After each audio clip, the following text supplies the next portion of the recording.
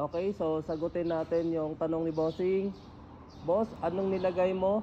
Pasilip naman. Ang sa akin kasi is marami na ring basag. Mga Bossing, panoorin nyo yan.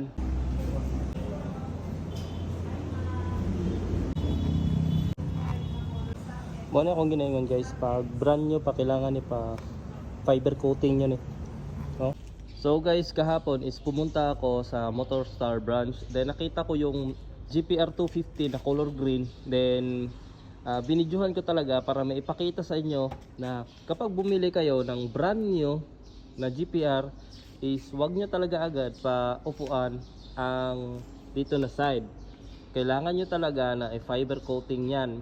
So may mabibili yan guys sa online kahit saan, pero mas maganda sa Shopee kasi full set na, may brush, may resin at saka meron ng fiberglass.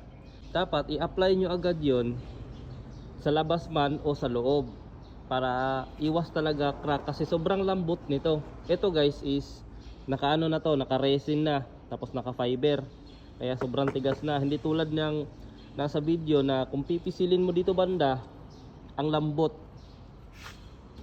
Sobrang lambot talaga kapag brand new. So lahat naman ng mga sira ng motor is may solusyon naman para dyan.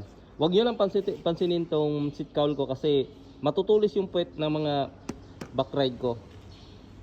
Ngayong December papalitan ko na ng bago to, ng bagong leather.